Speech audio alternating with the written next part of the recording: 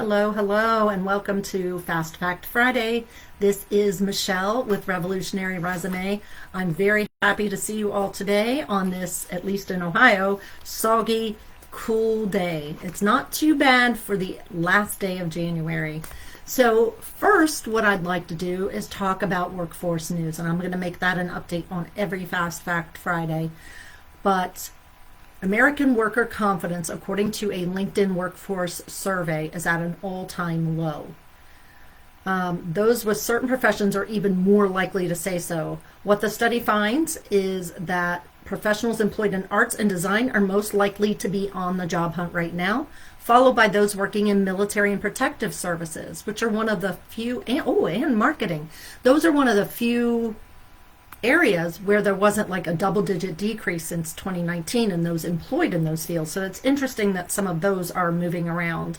Kind of second tier, those are the most likely to be looking are folks in media and communications, administrative services, human resources, and product management, just to give you an idea. And they surveyed, I believe it was over 20,000 people to get that. Some other news is Meta is laying off 5% of their workforce.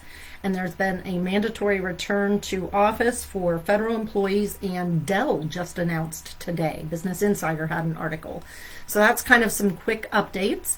How to make sure you're prepared. Today we're going to cover cover letters, we're going to cover references, and we're going to cover those thank you notes. So let's talk about those. Cover letters. Not every job needs one, but some jobs will require that you submit one. What does your cover letter look like? Make sure you've got your name, the date at the top. Make sure if you know the person's name, you're addressing them by name. I usually like to use good morning or good afternoon as my opener if I don't know the person's name. Whatever you do, don't end with best regards, because then they'll know you wrote it in ChatGPT. Restating the position you're applying for exactly as they have it written, who the company is that you're excited to apply, a little blurb about, in my most recent role, I did this thing that fits really well with your role. Some other things I bring to the table, and it's okay to put bullet points in there and give 3 really big things that you hit.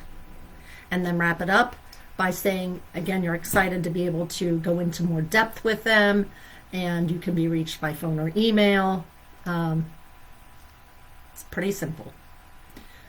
Make sure, though, if you are including the employer name and the employer role, that you edit it every single time. If you need a second set of eyes, grab a friend or family member.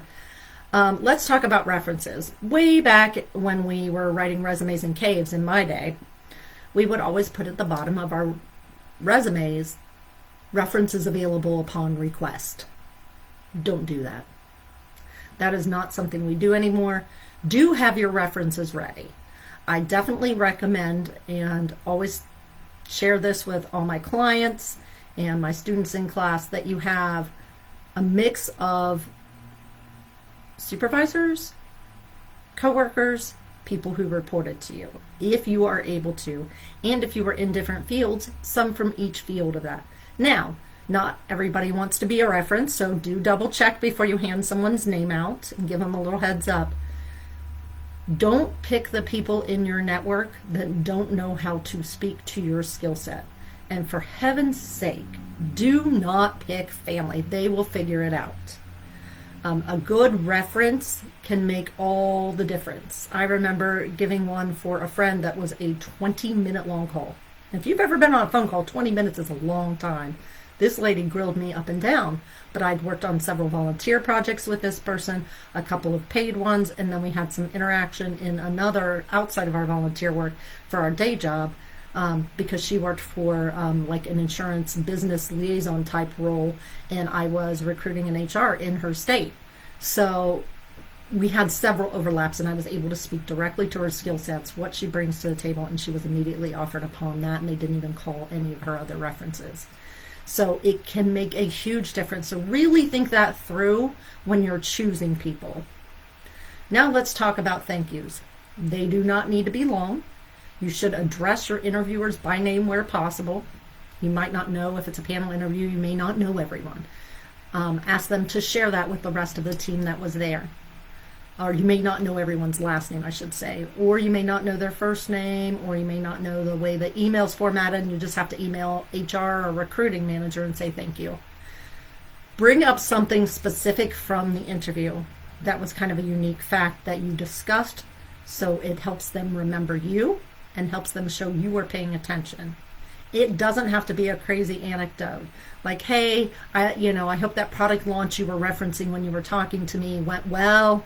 I'm sure it was really exciting, something like that.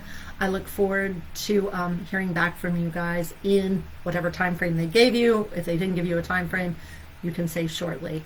And again, thank you for spending time to interview me, or taking your time to interview me.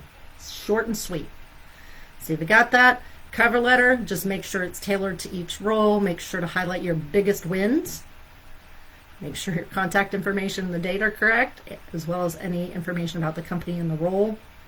References, not on your resume, but do keep a separate sheet with up to 8. You usually only have to use 3. And make it a nice mix. And thank yous. Brief, reference something in the interview, and send that within 24 to 48 hours.